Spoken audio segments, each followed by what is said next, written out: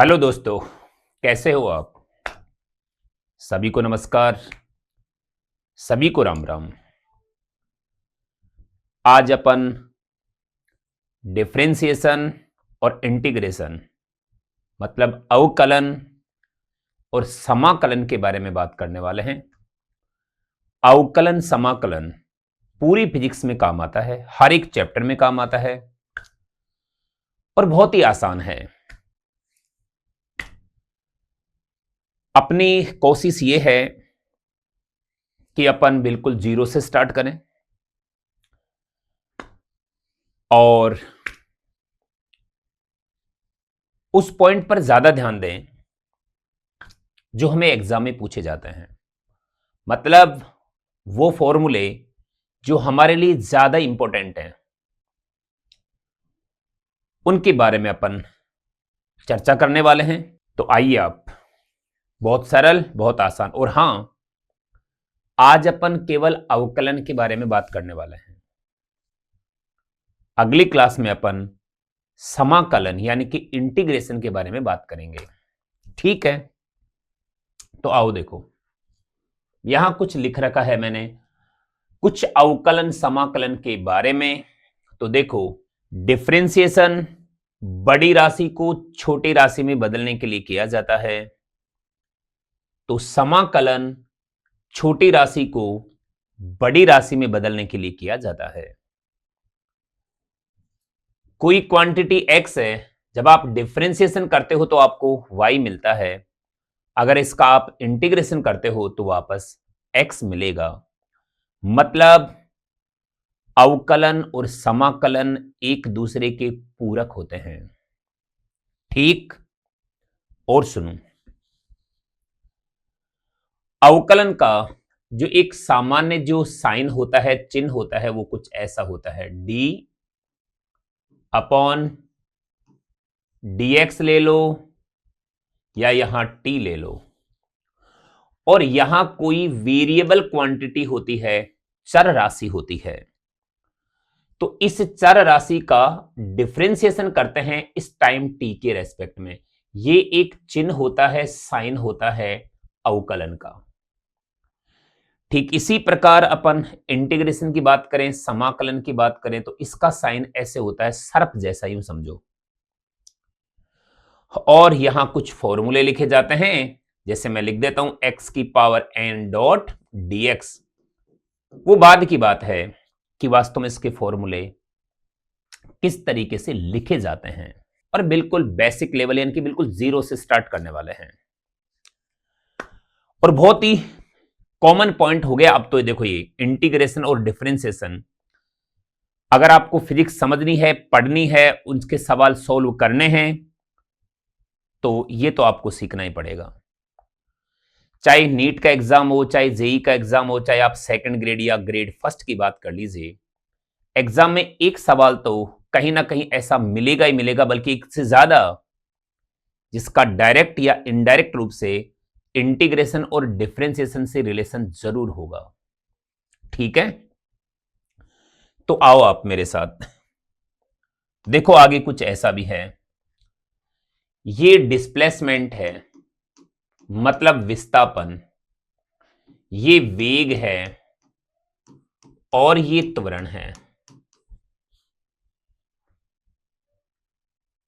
विस्थापन का एक बार अवकलन करते हैं तो वेग आता है, वेग का एक बार और अवकलन करें तो अपन, मतलब वेग का एक बार अवकलन, वो भी टाइम के रेस्पेक्ट में, तो त्वरण आता है।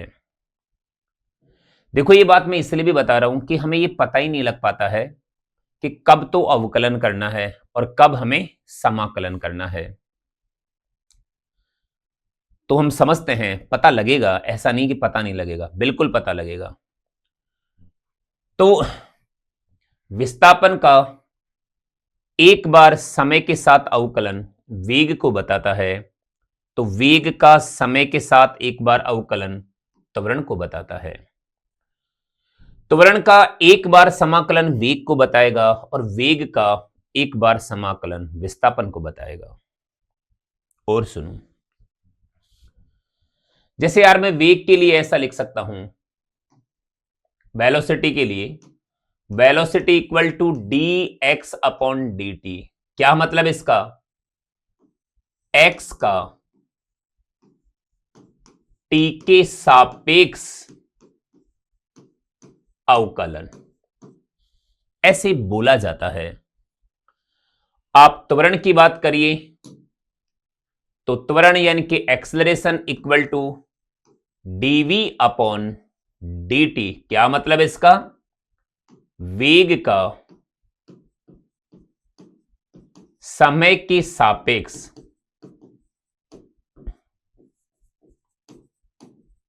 अवकलन त्वरण के बराबर होता है।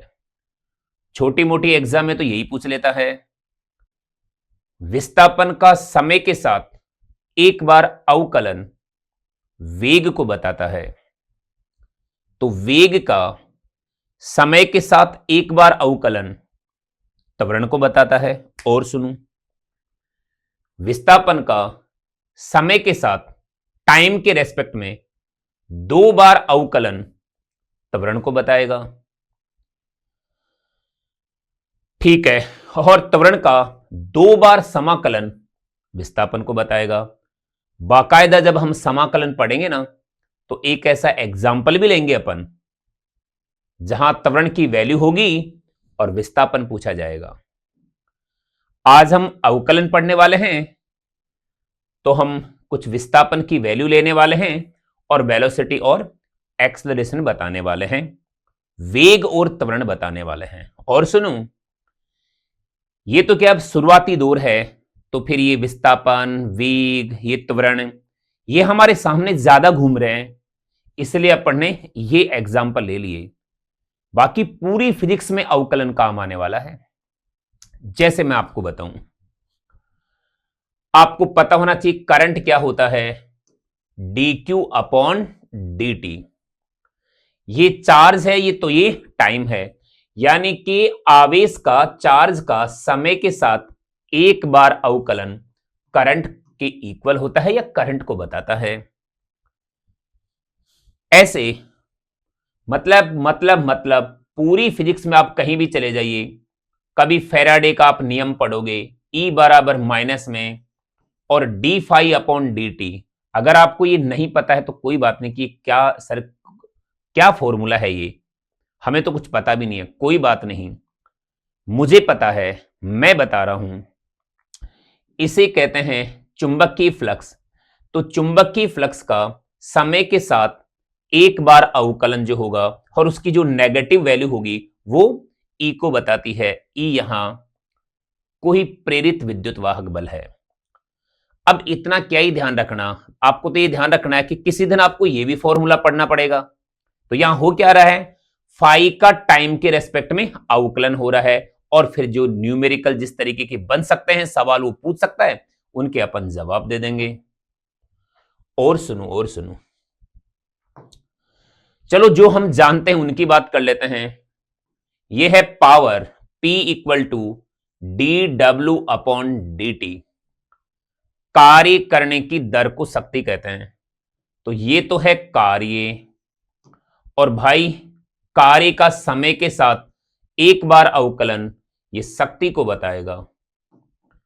तो मैं ये कहने की कोशिश कर रहा हूं कि वास्तव में पूरी फिजिक्स में अलग अलग चैप्टर में अवकलन की जरूरत पड़ती है।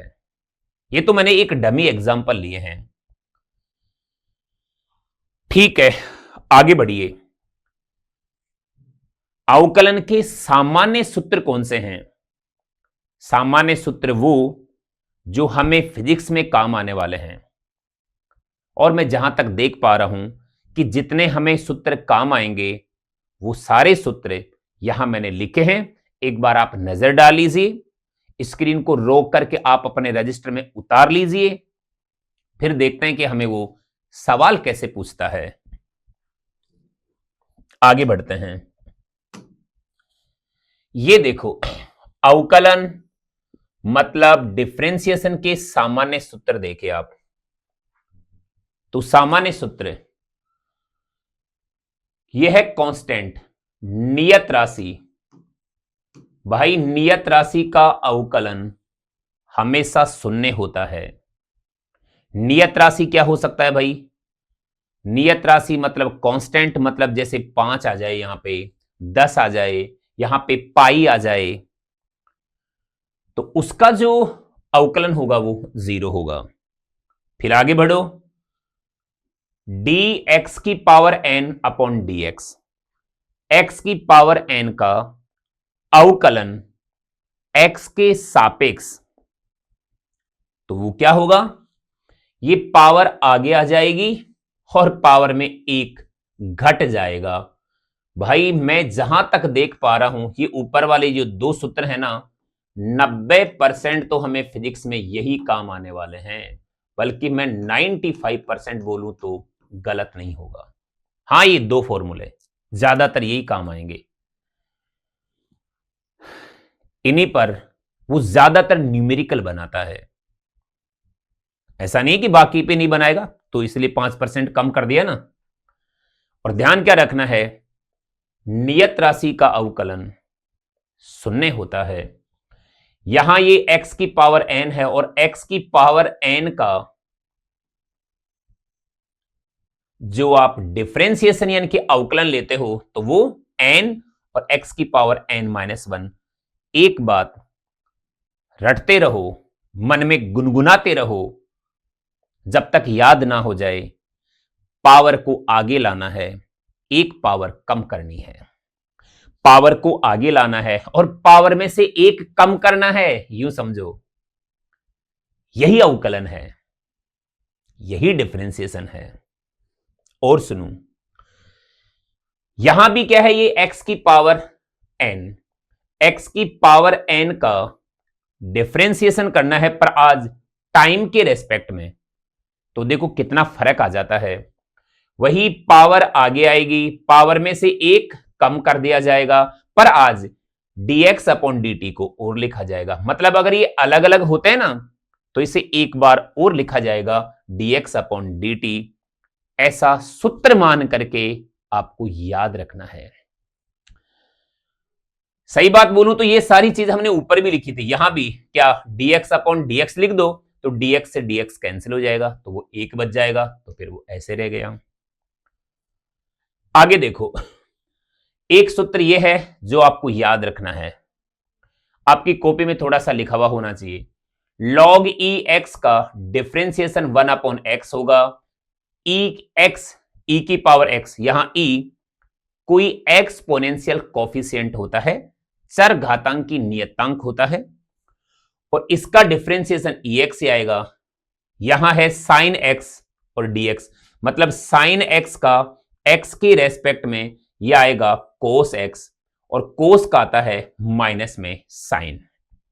ध्यान रखना है, साइन का अवकलन प्लस में कोस होता है, पर कोस का अवकलन माइनस में साइन होता है। यह भी हमें पता होना चाहिए। और सुनो,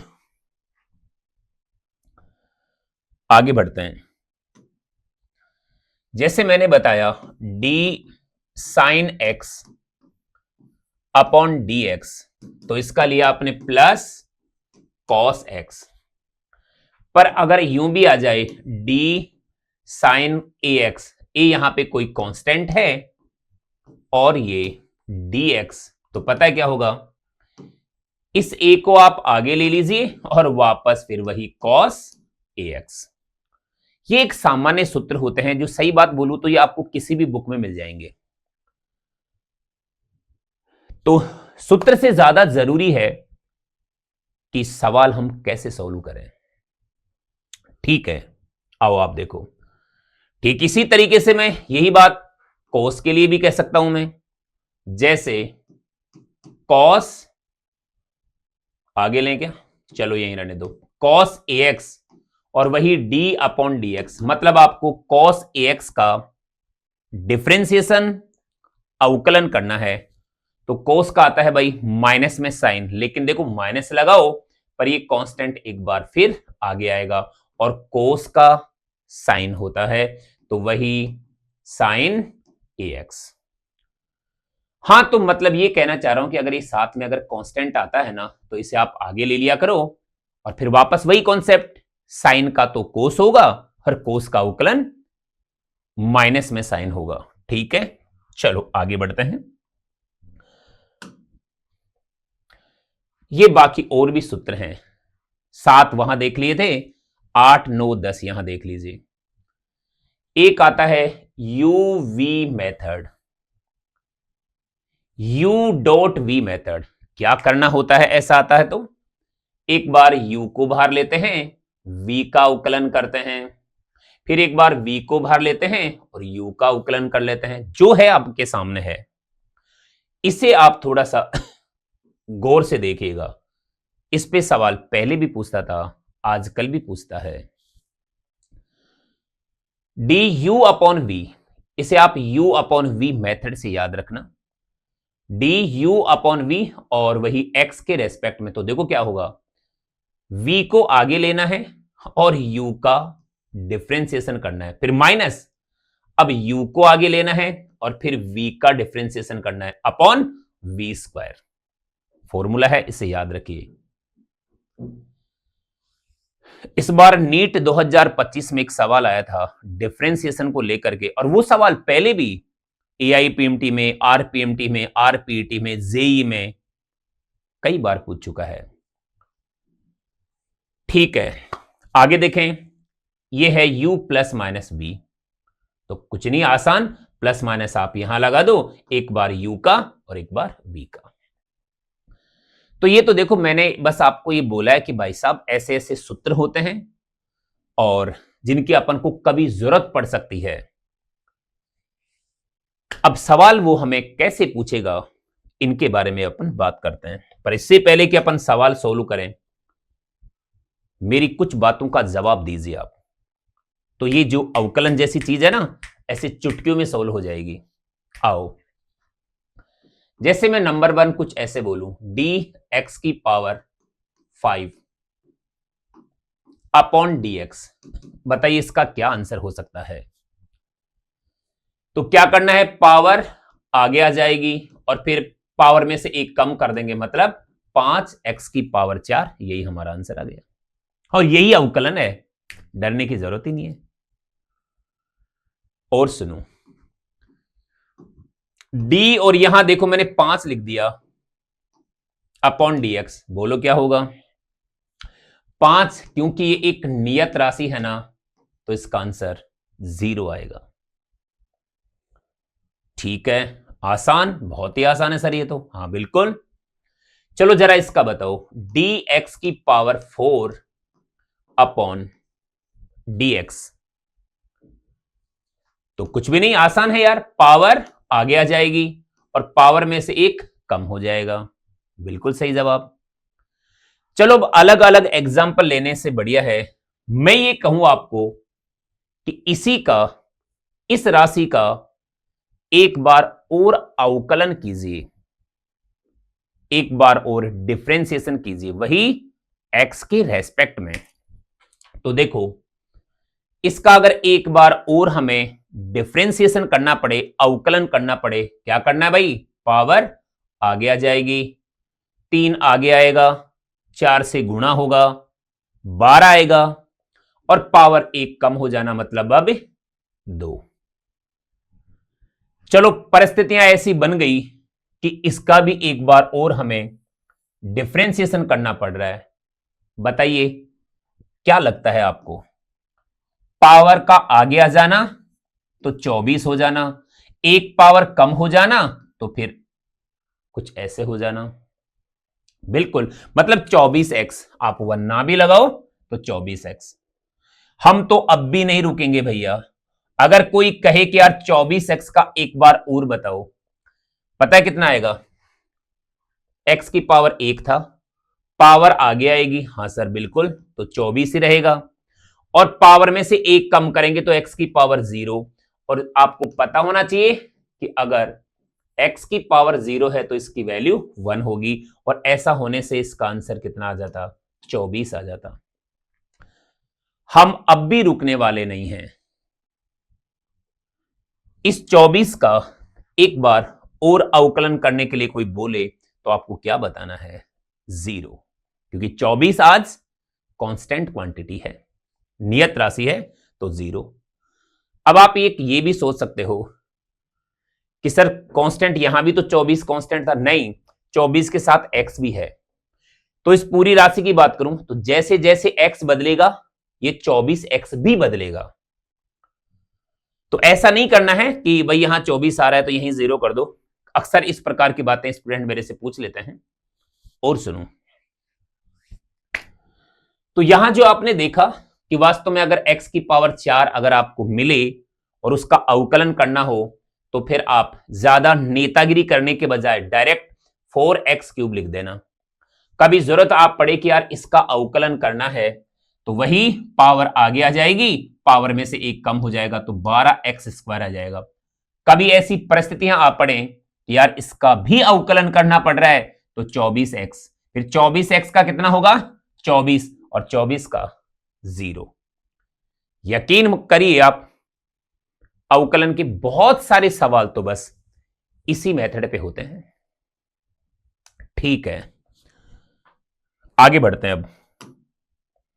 अब देखो सवालों में आ गए हम, और आपके लिए देखो सवाल भी एक रंग बिरंगी स्क्रीन पे लेके आए हैं। अब धीरे धीरे धीरे धीरे कुछ ना कुछ तो अपन भी बदलाव करेंगे यार। तो देखो सवाल क्या है उसे पढ़िए। ऊपर हिंदी में लिखा हुआ है, यहां ये इंग्लिश में लिखा हुआ है। हिंदी वाले हिंदी में पढ़ें, इंग्लिश वाले इंग्लिश में पढ़ें। आज हम जो भी सवाल लेने वाले हैं, लगभग 4 सवाल अपन लेने वाले हैं।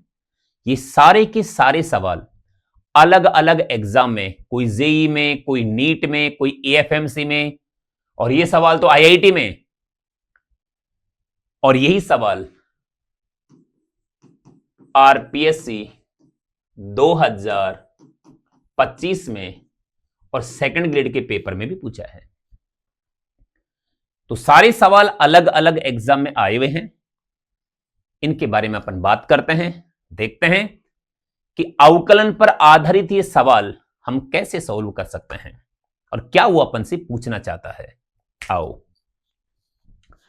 चलो इससे पहले कि मैं इसे सॉल्व करूं, एक छोटी सी बात और बताओ। हाँ, एक छोटा सा सवाल अपन अपनी तरीके से भी तो ले सकते हैं। देखो, अगर हमें कहे कि यार x बराबर 3t² माइनस 4x प्लस 5 है और ये मीटर में है, तो बताओ वेग क्या होगा और त्वरण क्या होगा।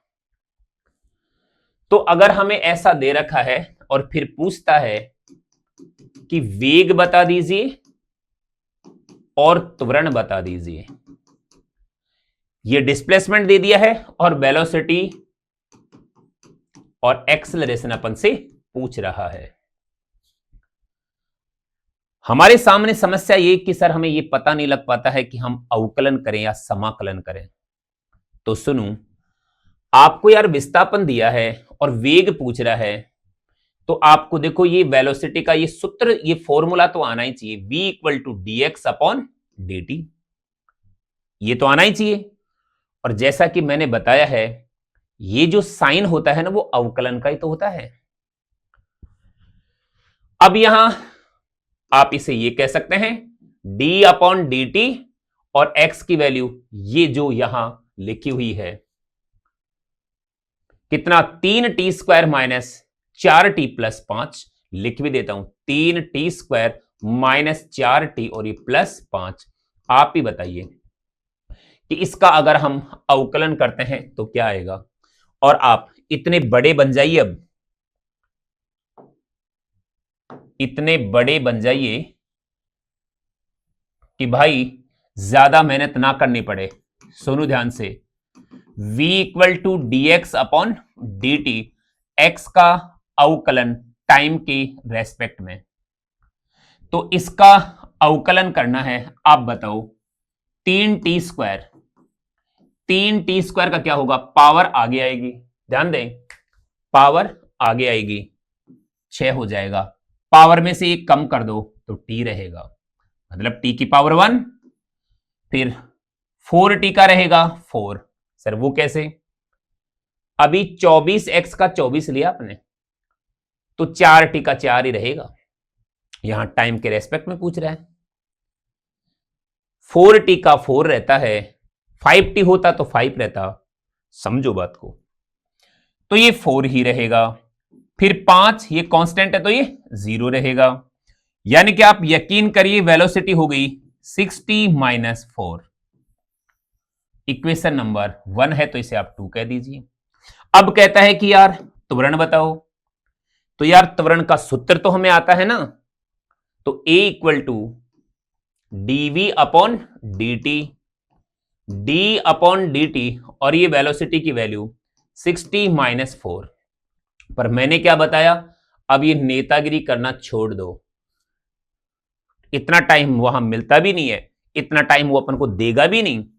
आप डायरेक्ट देखिए A इक्वल टू हाँ dv अपॉन dt, मतलब वेलोसिटी का डिफरेंशिएशन टाइम के रेस्पेक्ट में। अरे तो इसका डिफरेंशिएशन करना है भाई, 60 का कितना होगा, 6 होगा, वैसे ही होगा जैसे 24x का आपने 24 लिया था, इसका 6 हो गया, माइनस में 4 का कितना 0, और a की वैल्यू कितनी आई 6, अगर यूनिट होती है तो इसकी मीटर पर सेकंड स्क्वायर इसकी यूनिट होती है। भाई यही डिफरेंशिएशन है, यही अवकलन है। और सुनो, आगे बढ़ते हैं, अब अपने सवाल की ओर देखो। ये पहला सवाल आप भी पढ़ लीजिए। एक कण एक सरल रेखा OX के अनुदिश गति करता है और किसी समय t पर कण की बिंदु O से दूरी x इस तरह से दी जाती है। t सेकंड में है, x मीटर में है, तो विराम में आने से पहले कण के द्वारा तय की गई दूरी का मान क्या होगा। एक बार आप स्क्रीन को रोको, सवाल को पढ़ लो एक बार। मेरे बोलने से सवाल समझ में नहीं आएगा, आपके खुद के पढ़ने से सवाल समझ में आएगा। मैं पढ़ूंगा तो मैं तो मेरे लिए पढ़ूंगा भाई, ठीक है। तो अब आप आइए, सवाल पढ़ लिया होगा आपने।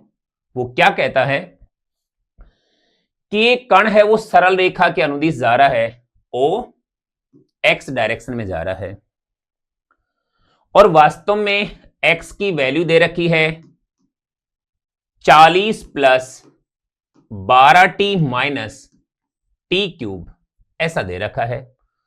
बता चुका हूं मैं, आरपीएससी 2025 में, और ये सेकंड ग्रेड के पेपर में भी पूछा है, और ये जेई के एग्जाम में भी आया हुआ सवाल है। अब यहां x की वैल्यू ये दे चुका है, इक्वेशन नंबर, चलो इसे मैं 1 कह देता हूं। और अब क्या कह रहा है कि ये कण, ये पार्टिकल रेस्ट में आने से पहले, रुकने से पहले कितने दूरी तय कर लेगा। ठीक है, रुकने से पहले कितनी दूरी तय करेगा, रुकेगा तब वेलोसिटी 0 हो जाएगी। अब आइए सर, तो सबसे पहले तो अपन ऐसा करते हैं कि वेलोसिटी फाइंड करते हैं। v इक्वल टू वही dx अपॉन dt।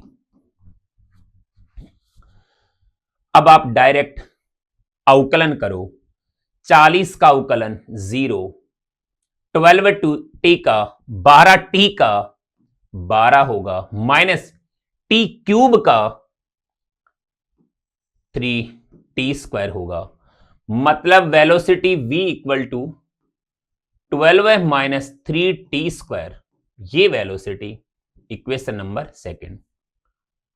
वो कहता है रेस्ट में आने से पहले कितना चलेगा, तो ये पता करो कि रेस्ट में जब वो आता है तो कितना टाइम लेता है। तो रेस्ट में आएगा तो वेलोसिटी 0 हो जाएगी, फिर ये 12 माइनस 3t स्क्वायर होगा, और अगर यहां से अपन सोल्व करते हैं तो ये 3t स्क्वायर इक्वल टू 12 होगा, और t की वैल्यू अगर अपन देखें तो वास्तव में 2 सेकंड, मतलब वो 2 सेकंड तक चलता है और 2 सेकंड बाद में वो रेस्ट में आ जाता है। और रेस्ट में आने से पहले वो कितने डिस्टेंस कवर करता है ये अपन से पूछ रहा है। अब ये t की वैल्यू अपन को यहां रखनी है, पर यहां रखने के बाद जो आंसर आएगा वो हमारा आंसर बिल्कुल नहीं होगा। बताता हूं, x की वैल्यू ये दे रखी है, तो पहले तो देखो ये पता करो, नंबर 1 t इक्वल टू 0 पर उसकी पोजीशन क्या है, मतलब वो शुरुआत में कौन सी पोजीशन पे है, शुरुआत में कौन से पॉइंट पर है। तो t इक्वल टू 0 पर x की जो वैल्यू होगी, ये जीरो वास्तव में कितना 40 मीटर, ये शुरुआती पोजीशन है, इसे मैं x1 कह देता हूं।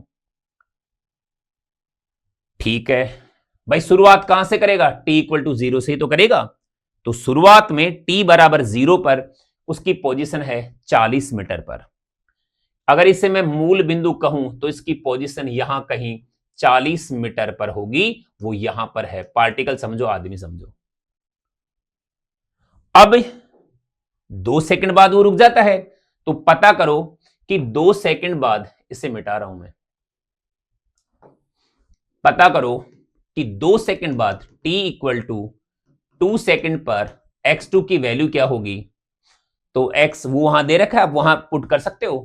तो t की वैल्यू 2 पुट करो, समय 2 सेकंड पुट करो, तो कितना आएगा, ये 40, फिर प्लस t की वैल्यू 2 रखने पर 12 को 2 से गुणा करो 24, फिर माइनस t की जगह 2 रखो, 2 की पावर 3, 2 गुणा 2 गुणा 2 मतलब 8। और जब आप इसे सोल्व करते हो तो ये आया 56 मीटर। बाकी को मैं मिटा देता हूं क्योंकि ये सब आपके पास में लिखा हुआ होना चाहिए।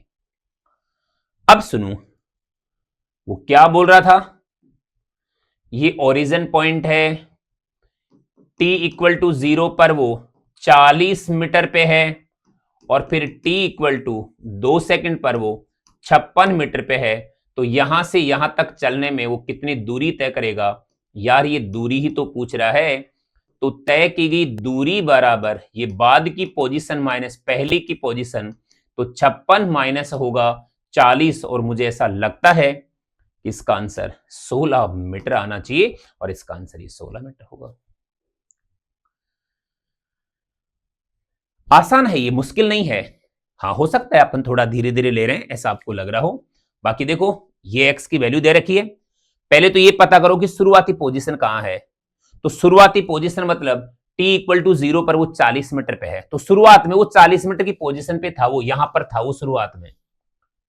फिर यहां से वो चलना स्टार्ट करता है और 2 सेकंड बाद रुक जाता है। हमें कैसे पता कि 2 सेकंड बाद रुक जाता है, वेलोसिटी पता की, और जब वेलोसिटी 0 किया तो पता लगा कि t की वैल्यू 2 सेकंड आई, मतलब 2 सेकंड पर उसकी वेलोसिटी 0 हो जाती है, मतलब 2 सेकंड बाद वो रेस्ट में आ जाता है। अब 2 सेकंड में वो कितने डिस्टेंस कवर करता है, 2 सेकंड बाद उसकी पोजीशन कहां होगी, तो फिर t की वैल्यू 2 सेकंड अपन को यहां रखनी है, और फिर t की वैल्यू 2 सेकंड रखने पर अपने पास में बाद की पोजीशन आई 56 मीटर। 56 मीटर, पहले 40 मीटर पे था, बाद में 56 मीटर पे है, तो डिस्प्लेसमेंट कितने का हो गया, इनके बीच की जो दूरी हो गई, और वो कितनी दूरी चलता है, वो है 16 मीटर। ठीक है, अगला सवाल देखिए।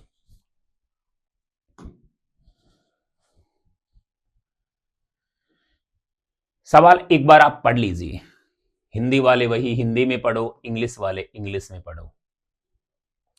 एक कण का विस्थापन समय के साथ ये दिया गया है, डिस्प्लेसमेंट दिया गया है, तो कौन से क्षण, किसी क्षण त्वरण शून्य होगा, मतलब कौन से समय पर त्वरण 0 होगा।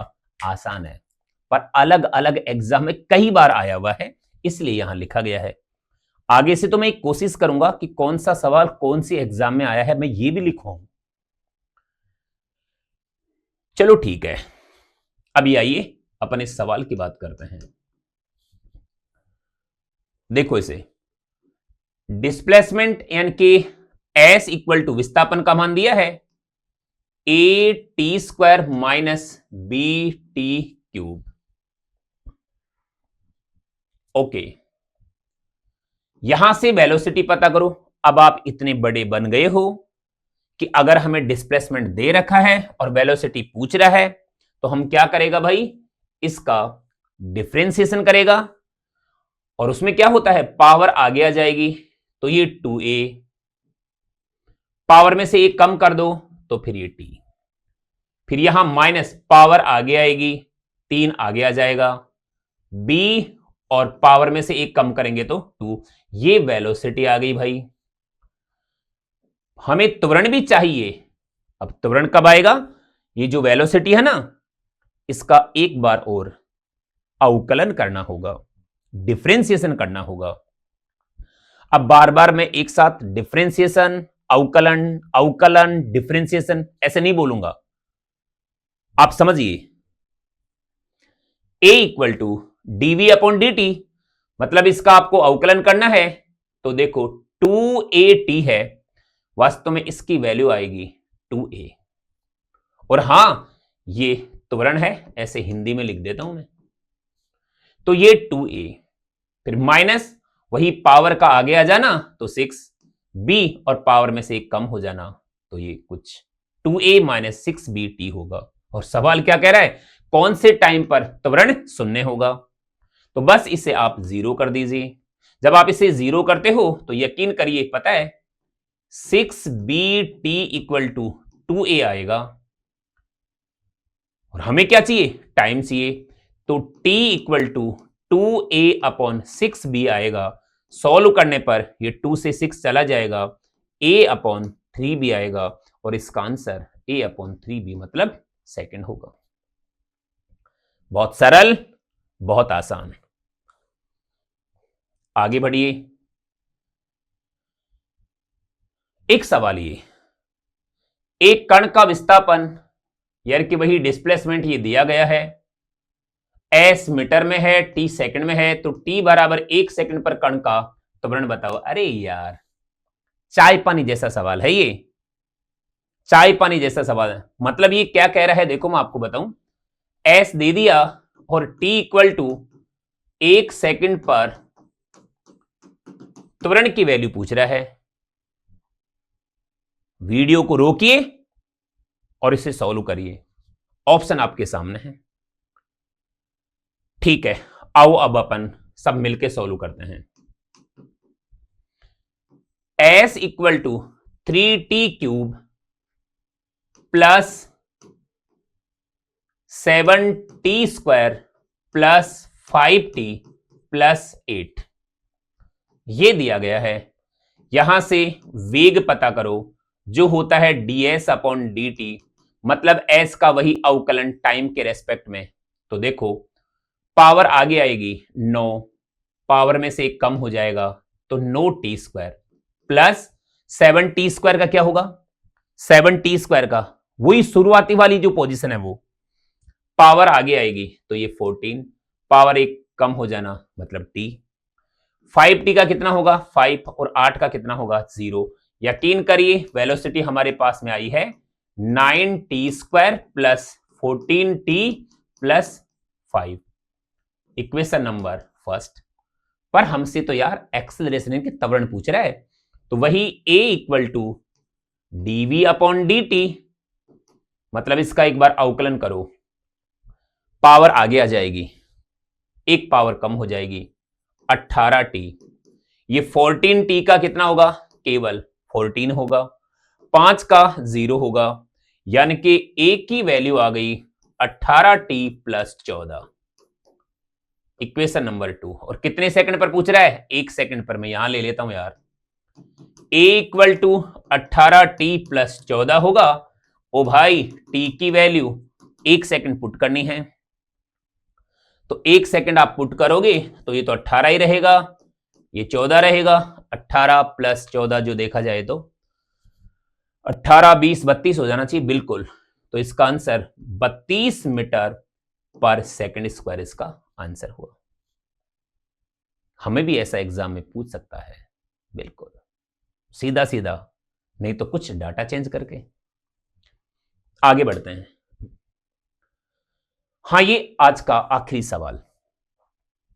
एक बार फिर आप सवाल खुद पढ़ लीजिए। क्यों? सवाल को अगर मैं पढ़ के बताऊंगा, इसे पढ़ करके मैं बोलूंगा, समझ में नहीं आएगा। खुद को पहले समझना होगा सवाल। हां, फिर अपन इसका हल मिलके सॉल्व करते हैं। तो देखो, एक सरल रेखा के अनुदिश किसी कण की गति को इस समीकरण से बताया गया है। समीकरण कौन सा?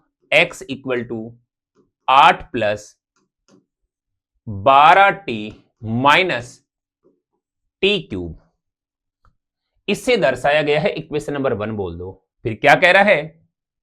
हां, x मीटर में है, t सेकंड में है। वेग शून्य होने पर कण का मंदन क्या होगा? भाई ये अच्छा सवाल है। मतलब जिस समय पर वेलोसिटी 0 है उस समय पर त्वरण क्या होगा? आप तो त्वरण बताओ। नहीं, यहां तो मंदन पूछा है, टेंशन मत लो। मंदन इक्वल टू होता है माइनस में त्वरण के। तो आप तो एक्सेलरेशन पता करो। अच्छा, और कब? जब वेग 0 है। तो क्या ऐसा हो सकता है कि अगर वेग 0 है तो त्वरण तो 0 ही होना चाहिए ना? पर ऐसा शायद आंसर 0 नहीं होगा, क्योंकि वेग 0 होने पर त्वरण 0 हो यह जरूरी नहीं है।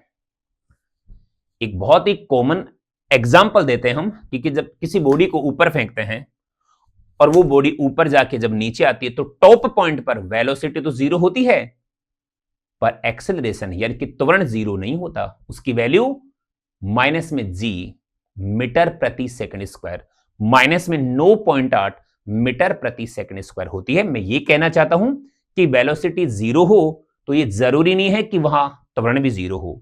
तो एक बार आप इसे सोल्व कर लीजिए। ऐसे नहीं भागते कि यार वेलोसिटी 0 है तो त्वरण भी 0 होगा, ऐसा बिल्कुल नहीं होगा। आइए, पहले हमें विस्थापन दे रखा है, चलो इससे वेग भी पता करो। प्लीज इतने बड़े बन जाइए आप। ये 0 आएगा, ये यहां 12 आएगा, माइनस में 3t² आएगा, यानी कि वेग बराबर 12 माइनस 3t² आएगा, और ये समीकरण नंबर 2। ठीक है सर, वेग ये हो गया। हमसे यार त्वरण भी पूछ रहा है, बताओ त्वरण क्या होगा? इसका एक बार और अवकलन कर दीजिए। तो 12 का अवकलन होगा 0 माइनस इसका अवकलन, पावर आगे आ जाना, पावर में से एक कम हो जाना, तो 6t होगा, यानी कि a की वैल्यू हो गई माइनस में 6 और ये t। इक्वेशन नंबर ये 3। हां, हमारे पास में त्वरण ये आ गया है। हमसे त्वरण ही पूछा है, लेकिन कब पूछा? त्वरण तब पूछा जब वेग 0 है। वेग 0 है उस समय त्वरण बताओ। तो ये पता करो कि वेग जब 0 होता है तो टाइम कितना आता है, कौन से टाइम पर वेलोसिटी 0 है, इसीलिए गैप छोड़ा है मैंने ये। अगर वेलोसिटी 0 है तो आप देखिए, वेलोसिटी 0 हो तो वही 12 माइनस 3t² भी 0 होगा। तो भाई मैं इसे ये कह सकता हूं 3t² इक्वल टू 12 होगा, तो t² इक्वल टू 4 होगा, और t की वैल्यू 2 सेकेंड। ओ भाई, 2 सेकेंड पर वेग 0 होगा और 2 सेकेंड पर वो त्वरण पूछ रहा है। वो पूछ रहा है कि जिस समय वेग 0 है उस समय त्वरण बताओ। हमें पता लगा कि 2 सेकेंड पर वेलोसिटी 0 है, तो 2 सेकेंड पर आपको त्वरण बताना है। तो यहां t की वैल्यू 2 रख दो, तो a इक्वल टू आएगा माइनस में 12 मीटर प्रति सेकंड स्क्वायर। ये त्वरण आया। हां, लेकिन सवाल वाले ने मंदन पूछा है, डी एक्सेलरेशन पूछा है, रिटार्डेशन पूछा है, तो फिर मंदन इक्वल टू आ जाएगा वही माइनस में, और माइनस में 12 मतलब प्लस में 12 मीटर प्रति सेकंड स्क्वायर, और हमारा आंसर डी हो जाएगा। उम्मीद करता हूं कि ये बात समझ में आ रही होंगी, और ये एक बेसिक चीजें हैं अवकलन को लेकर के, और समझो फिजिक्स में ज्यादातर ऐसा ही काम आएगा हमें। एक सवाल आपके लिए, ये सवाल देखो, बहुत ही बढ़िया सवाल है। मैं ऐसा मानता हूं कि बहुत ही जल्दी ये अलग अलग एग्जाम में मिलने वाला भी है। ये ऐसा सवाल आ भी चुका है 2025 में नीट के एग्जाम में, और अब आगे आरपीएससी के किसी भी एग्जाम में पूछा जा सकता है। t equal to alpha X square plus beta X है। यहां एल्फा और बीटा दोनों के दोनों कांस्टेंट हैं, तो कहता है कि कण का मंदन क्या होगा? ऑप्शन आपके सामने है, और यहां जो v है वो वेग है, एल्फा कांस्टेंट है, बीटा भी कांस्टेंट है। इसे आप सोल्व करिए। और इसका जवाब दीजिए। मैं थोड़ा सा अगर हिंट दूं, एक बार आप टाइम के रेस्पेक्ट में अवकलन करना और फिर वो जो u upon V method D U upon V upon dx, ये जो मेथड था इसका यूज करना, इसका उपयोग होगा और हमारे सामने आंसर आ जाएगा। ठीक है, तो आज के लिए काफी है। मिलते हैं अगले एपिसोड में, जिसमें हम पढ़ने वाले हैं समाकलन, और समाकलन पर आधारित सवाल, अलग अलग एग्जाम में आए हुए बढ़िया बढ़िया सवाल। ठीक है, तब तक आप खुश रहिए, मस्त रहिए और स्वस्थ रहिए। श्री कृष्ण गोविंद हरे मुरारी, हे नाथ नारायण वासुदेवा। श्री कृष्ण भगवान की जय। Thank you.